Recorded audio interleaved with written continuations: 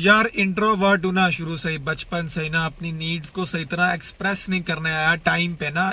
I always let people walk all over मी। एक दफा तो रक्षे का टायर भी मेरे पाँव के ऊपर से गुजर गया, so I let Raksha walk all over me as well. अब होता ये था बचपन में ना, मेरे अब्बू ने ना मुझे एक स्कूल में दाखिल कराया। स्कूल का नाम था रोजमेरी, ठीक है।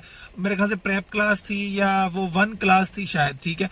अब ना मैं बहुत इंट्रोवर्ट होता था। अब क्लास में ना एक तरफ लड़कियों की रो थी, एक तरफ लड़कों की रो थी। को एजुकेशन स्कूल था।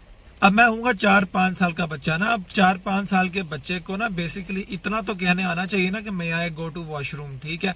जाहिर है वो मैं कह सकता था, तभी जाके तो मुझे स्कूल में दाखिल होने के लिए इजाजत मिली थी। अब मैं ना बड़ा शाय सा बच्चा था जिसका लंच बॉक्स भी दूसरे लड़के छीन के खा लेते होते थे ना, तो मैं उफ नहीं करता था उनके आगे, क्योंकि मुझे शर्म आती थी कि मैं बोलूंगा तो मुझे लगेगा मैं दुनिया पे बर्डन हूँ, या अगर मैं कहूंगा कि मुझे बुरा लग रहा है तो वो आगे से वो ऑफेंड हो जाएंगे, पता नहीं क्या सोचेंगे मेरे बारे में। पीपल प्लीजिंग शुरू से खून के अंदर अल्हम्दुलिल्लाह। अब एक दफा ना स्कूल का कोई तीसरा पीरियड चल रहा था, मुझे ना बाथरूम जाना था। अब हुआ ये कि मैंने मैडम से पूछना था, madam may I go to washroom. अब मसला ये कि मैडम ना लेक्चर दे रही थी, वो कोई एबीसी पढ़ा रही थी या पता नहीं उर्दू के अलिफ बे का लेक्चर था, मुझे याद नहीं है। लेकिन ना मुझे समझ ना आया कि मैं टीचर को टोकूं बीच में लेक्चर के दौरान कि hello madam I want to go to washroom. मुझे लगा मैं अगर अपनी वॉशरूम जाने की नीड को एक्सप्रेस कर दूंगा ना और हैंड रेज करूंगा तो मैडम हो जाएंगी ऑफेंड, क्योंकि मैडम बड़े ध्यान से पढ़ा रही थी। पूरी क्लास के अंदर कोई भी ना पिन ड्रॉप साइलेंस के दौरान बोल नहीं रहा था। मैंने कहा मैं क्यों पसूड़ी डालूं मैडम को कि यार मैंने बाथरूम जाना, सारे लोग मुझे भी देखेंगे, इसने लेक्चर के दौरान इसको पीछे आ गया या पुप्पू आ गई है। तो मैंने कहा चलो मैं ना वेट कर लेता हूँ, 20 मिनट रह गए हैं लेक्चर खत्म होने में, तो उसके बाद चला जाऊंगा दूसरे लेक्चर से पहले। लेकिन ना मेरा ब्लैडर को ये मंजूर नहीं था, मेरी बाउल्स को भी ये मंजूर नहीं था। वो बड़ी काली में थे यार। उन्होंने मुझे पेट के अंदर से पोक करना शुरू कर दिया कि भाई जल्दी निकलो क्लास से वरना हम तुम्हारे पेट से निकल जाएंगे। खैर मैं वेट करता रहा, लेकिन ना अब बस होगी मेरी, मुझे बहुत जोर से बाथरूम आया हुआ। अब मैं लेफ्ट साइड पे ना पीछे वाले सीट पे बैठा हुआ था, तो मैंने सोचा अगर मैं पीछे क्लास के बैठ के हैंड रेस करूंगा तो सारों के सामने मुझे कहना पड़ेगा मैं गो टू वॉशरूम। मुझे बहुत शर्म आ रही थी उस वक्त ना।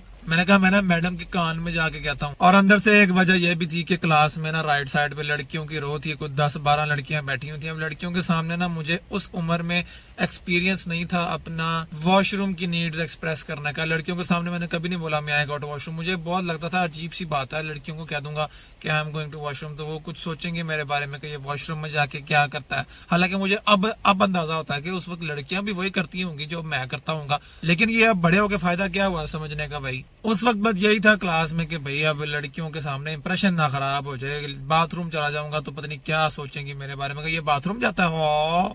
और लड़कियों के सामने भी इंप्रेशन खराब हो जाएगा, क्योंकि जनाब अच्छा खासा लेक्चर चल रहा था, तुमने बीच में अमी तुम्हें पेशाब आ गया, जा दफा हो। तो इन दोनों दुनियाओं के दरमियान मैं सैंडविच हुआ पड़ा था। अब मेरी नीयत यही थी कि मेरा राज ना राज ही रह जाए कि मैंने बाथरूम जाना है। मैं टीचर को जाके कान में कहता हूँ मैम मैंने ना बाथरूम जाना है। इसीलिए मैंने ना अपनी सीट पे बैठे बैठे हैंड रेज नहीं किया, मुझे लगा ऑकवर्ड हो जाएगा, सब सुन लेंगे। तो मैं ना इसी बहाने उठा और जैसे देवदास में शाहरुख खान दरवाजे की तरफ भागने के लिए उठता है, दौड़ता है, लेकिन दरवाजे तक पहुंच नहीं पाता, दरमियान में ही मर मुर जाता है, डिग डुग जाता है।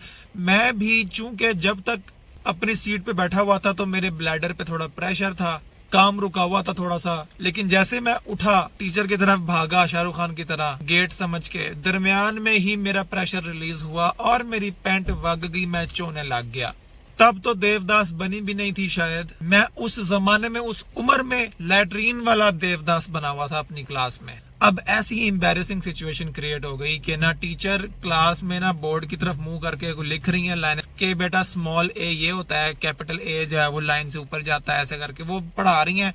लड़के भी वो लिख रहे हैं, नोट कर रहे हैं, लड़कियां भी लिख रही हैं। मैं दरमियान में अकेला बैठा तने तनहा 1 मैन आर्मी लिबड़ा हुआ बच्चा बन के खड़ा हूँ और शर्मिंदा हो रहा हूँ। अब ना लड़कियों ने देखा ना, लड़कियां हंसने लग गई लड़के हो। अब टीचर ने मुड़ के देखा कि क्लास को एकदम से क्या हो गया। टीचर ने मुझे देखा, मैं ना दरमियान में गीला सा बच्चा ना जिसके बूट के तस्मे भी चोरे हैं, अब ऐसे मुंह उठा के पपी डॉग आई फेस बना के ना देख रहा हूँ मैडम को कि मैडम वो ना कर ली है। मैडम ने कहा अहमद यू अगेन।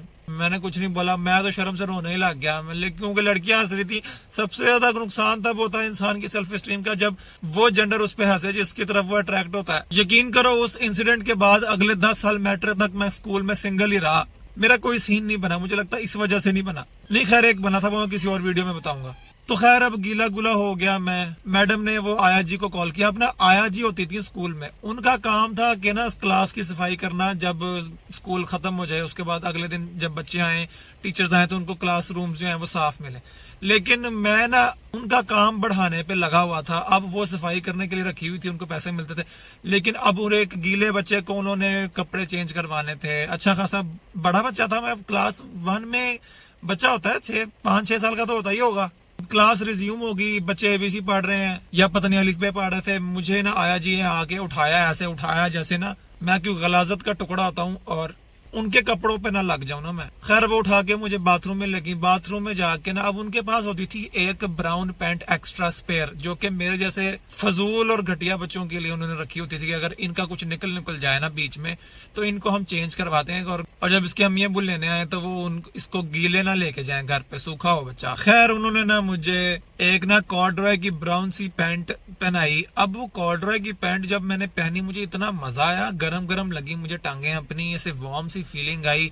उस टेक्सचर का मुझे बड़ा मजा आया, जो कॉर्डरॉय का टेक्सचर होता है ना, ब्राउन सी थी, उस पे हाथ फेरा तो सॉफ्ट सी थी, मुझे इतना प्लेयर महसूस हुआ। अजीब कोई परवट सा बच्चा था मैं यार उन दिनों में ना। मैं बड़ा खुश हुआ, मैंने कहा चलो अच्छी बात है, स्कूल की ग्रे सी कॉटन की पैंट है, उसमें ठंड लगती रहती है, ये कॉर्डरॉय की पैंट अच्छी है भाई। मैंने जो किया सही किया, दिल को तसल्ली दे रहा था कि चलो पैंट तो अच्छी मिल गई पहनने को, बाकी लोगों ने तो दूसरी वाली पहनी हुई है, सस्ती सी पैंट यूनिफॉर्म वाली। अच्छा मैंने फील किया, लेकिन एट व्हाट कॉस्ट? मेरा इंप्रेशन तो खराब हो गया लड़कियों के सामने, फिर भी बचाते बचाते भी नहीं बचा, क्योंकि जी टाइम पे अपनी नीड्स एक्सप्रेस नहीं की यार। उस दिन के बाद से कोई 5-6 दफा मैंने महीने में आया जी को बार बार तंग किया। मैं हर दफा क्लास के अंदर निकल जाता था मेरा पीछे। आया जी ना मेरे से तंग आ गई थी, वो कहती थी यार मुझसे अनपेड काम करवा रहे हैं एक्स्ट्रा आवर्स में, मुझे झाड़ू मारने के लिए रखा हुआ उन्होंने, लेकिन बीच बीच में बच्चे भी साफ करवा रहे हैं मुझसे। फिर मैं बड़ा हुआ और मैंने जब फ्रीलांसिंग शुरू की तो क्लाइंट्स ने जब बार बार रिवीजन करवानी ना मेरे से बगैर एक्स्ट्रा पे किए, फिर मुझे अंदाजा हुआ कि उन आया बाजी को कितना दुख होता होगा जब भी वो मेरी पैंट चेंज करवाती होंगी। किलाया अहमद ने फेयर काम पा था, पता नहीं वो आया जी अब जिंदा है कि नहीं है। अगर वो ये वीडियो देख रही है तो मैं उनको सल्यूट करना चाहता हूँ, थैंक यू करना चाहता हूँ।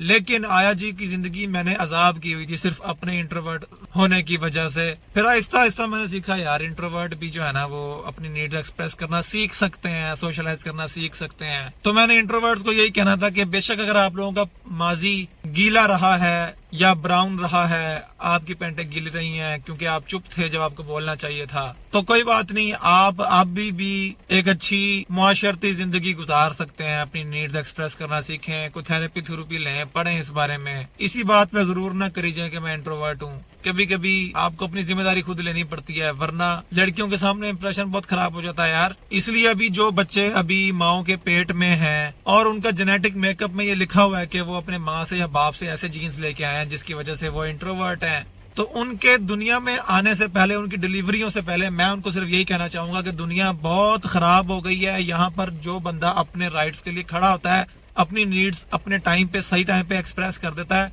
वही सक्सेसफुल होता है भाई। अगर आप लोग भी इस दुनिया में इस वजह से आना चाह रहे हो ना कि चलो हम चुप रहेंगे, दुनिया खुद ही चलती रहेगी, हमें भी संभाल लेगी, हम कुछ ना भी बोलें तो काम चल जाएगा, तो फिर इधर ना आना यार।